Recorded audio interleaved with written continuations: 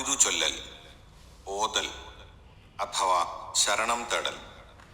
അൽ ഇസ്തിആദ, അഊദു ബില്ലാഹി മിനശ് ശൈത്വാനിർ റജീം എന്നുള്ള പ്രാർത്ഥനയ്ക്കാണ് സാധാരണ അഊദു ചൊല്ലൽ എന്ന് പറഞ്ഞു വരുന്നത്.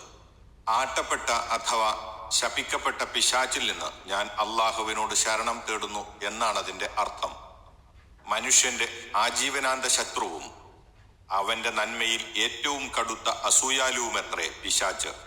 പിശാചിൽ നിന്നുണ്ടാകാവുന്ന എല്ലാവിധ ഉപദ്രവങ്ങളിൽ നിന്നും അള്ളാഹുവിനോട് രക്ഷ തേടലാണ് ഈ പ്രാർത്ഥനയുടെ ഉദ്ദേശ്യം.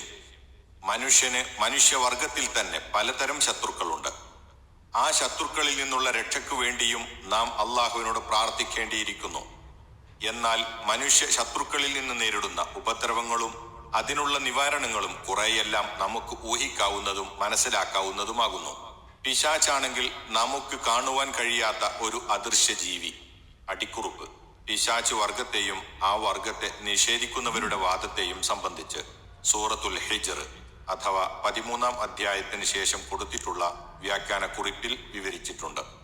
അവന്റെ ചെയ്തികളും ഉപദ്രവങ്ങളും നമ്മുടെ ബാഹ്യേന്ദ്രിയങ്ങൾ കൊണ്ട് കണ്ടെത്തുവാനോ ബുദ്ധി കൊണ്ട് തിട്ടപ്പെടുത്തുവാനോ സാധ്യമല്ലാത്തവണ്ണം ഗോപ്യമായിരിക്കും. തന്നാൽ കഴിയുന്ന എല്ലാ അടവുകളും മനുഷ്യരെ വഴിപിഴപ്പിക്കുവാൻ താൻ ഉപയോഗപ്പെടുത്തുമെന്ന് അള്ളാഹുവിന്റെ മുമ്പാകെ പ്രതിജ്ഞ എടുത്തവനത്രേ പിശാച്. ഈ വസ്തുത അള്ളാഹു ഖുർആൻ മുഖേന നമ്മെ ആവർത്തിച്ചറിയിച്ചിട്ടുള്ളതുമാകുന്നു. അഅറാഫ് 16-17, ഹിജ്ർ 39, അൽ കഹ്ഫ് 50, ഫാത്തിർ 6, സ്വാദ് 82 മുതലായ സ്ഥലങ്ങളിൽ നോക്കുക. ചുരുക്കത്തിൽ പിശാചിൽ നിന്നുള്ള രക്ഷ അള്ളാഹുവിൽ നിന്ന് തന്നെ നമുക്ക് ലഭിക്കേണ്ടിയിരിക്കുന്നു.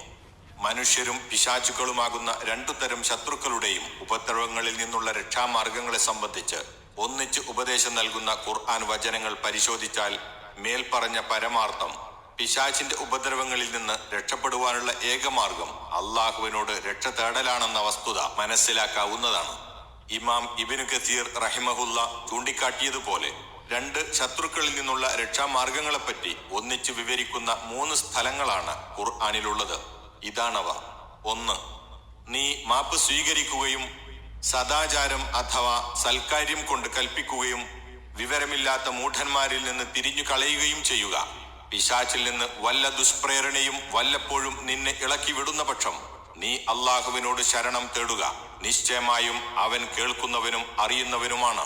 അഅറാഫ് 199-200. 2. കൂടുതൽ നന്നായുള്ളത് ഏതാണോ അതുവഴി നീ തിന്മയെ തടുത്തുകൊള്ളുക. അവർ വർണ്ണിച്ചുകൊണ്ടിരിക്കുന്നതിനെപ്പറ്റി നാം ഏറ്റവും അറിയുന്നവനാകുന്നു. എന്റെ റബ്ബേ, പിശാചുക്കളുടെ ദുർമന്ത്രങ്ങളിൽ നിന്ന് ഞാൻ നിന്നിൽ ശരണം തേടുന്നുവെന്നും അവർ എന്റെ അടുക്കൽ സന്നിഹിതരാവുന്നതിനെ കുറിച്ചും ഞാൻ നിന്നിൽ ശരണം തേടുന്നുവെന്നും നീ പറയുകയും ചെയ്യുക. മുഅ്മിനൂൻ 96, 97, 98. 3. കൂടുതൽ നന്നായുള്ളത് കൊണ്ട് നീ തിന്മയെ തടുത്തുകൊള്ളുക. അങ്ങനെ ചെയ്താൽ യാതൊരുവനും നിനക്കുമിടയിൽ ശത്രുതയുണ്ടോ? അവൻ ഒരു ഉറ്റബന്ധുവെന്ന പോലെ ആയിത്തീരും. ക്ഷമിക്കുന്നവർക്കല്ലാതെ ഇക്കാര്യം എത്തപ്പെടുകയില്ല. വമ്പിച്ച ഭാഗ്യമുള്ളവർക്കുമല്ലാതെ ഇക്കാര്യം എത്തപ്പെടുകയില്ല.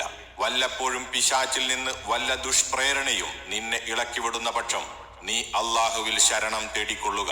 നിശ്ചയമായും അവനത്രേ കേൾക്കുന്നവനും അറിയുന്നവനും. ഹാമീം സജദ 34, 35, 36. ശത്രു മനുഷ്യവർഗത്തിൽപ്പെട്ടവനാണെങ്കിൽ മയം, നയം, വിട്ടുവീഴ്ച, ഉപകാരം മുതലായവ വഴി അവനെ സൗമ്യപ്പെടുത്തുകയും അവനുമായുള്ള ബന്ധം നന്നാക്കി തീർക്കുകയും ചെയ്യാം. ശത്രു പിശാചായിരിക്കുമ്പോൾ അവൻ അദൃശ്യജീവി ആയതുകൊണ്ട് അവനോട് നയത്തിനോ മയത്തിനോ മറ്റോ മാർഗമില്ല. അവനിൽ നിന്ന് രക്ഷപ്പെടുവാൻ അള്ളാഹുവിൽ ശരണം തേടുകയെ നിവൃത്തിയുള്ളൂ എന്ന വസ്തുത ഈ വചനങ്ങളിൽ നിന്ന് വ്യക്തമാണ്. പിശാചിനെ കുറിച്ച് നാം സദാ ബോധവാന്മാരായിരിക്കേണ്ടതുണ്ട്. അള്ളാഹു പറയുന്നു, ഇന്ന ശൈത്വാന ലകും അദുവ്വുൻ ഫത്തഖിദൂഹു അദുവ്വാ. നിശ്ചയമായും പിശാച് നിങ്ങൾക്ക് ശത്രുവാകുന്നു, അതിനാൽ നിങ്ങൾ അവനെ ശത്രുവാക്കി വെക്കുവിൻ. അവൻ തന്റെ കക്ഷിയെ ക്ഷണിക്കുന്നത് ജ്വലിക്കുന്ന നരകത്തിന്റെ ആൾക്കാരിൽപ്പെട്ടവരാകുവാൻ വേണ്ടിയാകുന്നു. സൂറത്ത് ഫാത്തിർ വചനം 6. അപ്പോൾ പൊതുവിൽ എല്ലാ സന്ദർഭങ്ങളിലും, വിശേഷിച്ച് പിശാചിന്റെ ദുഷ്പ്രേരണകൾക്ക് വശംവദരാകുവാനിടയുള്ള സന്ദർഭങ്ങളിലും നാം പിശാചിനെപ്പറ്റി അള്ളാഹുവിനോട് രക്ഷ തേടേണ്ടതുണ്ട്. അള്ളാഹു പറയുന്നു, ഫഇദാ ഖറഅ്തൽ ഖുർആന ഫസ്തഇദ് ബില്ലാഹി മിനശ് ശൈത്വാനിർ റജീം. നീ ഖുർആൻ ഓതുന്നതായാൽ ആട്ടപ്പെട്ട പിശാചിൽ നിന്ന് അള്ളാഹുവിനോട് ശരണം തേടിക്കൊള്ളുക. നഹൽ 98. ഈ വചനത്തെ അടിസ്ഥാനമാക്കി ഭൂരിപക്ഷം പണ്ഡിതന്മാരും അഭിപ്രായപ്പെട്ടിട്ടുള്ളതും പൊതുവെ അംഗീകരിക്കപ്പെട്ടു വരുന്നതും ഖുർആൻ പാരായണം ആരംഭിക്കുമ്പോൾ അഊദു ചൊല്ലേണ്ടതുണ്ട് എന്നത്രേ. ഹദീസിന്റെ പിൻബലവും ഈ അഭിപ്രായത്തിനുണ്ട്. ഖുർആൻ പാരായണത്തിന്റെ ഉദ്ദേശ്യം നിറവേറ്റുന്നതിന് ഭംഗം വരുമാറ് പിശാചിന്റെ ദുർമന്ത്രങ്ങൾ ഏൽക്കാതിരിക്കുവാൻ ഇത് ഉപകരിക്കുന്നു.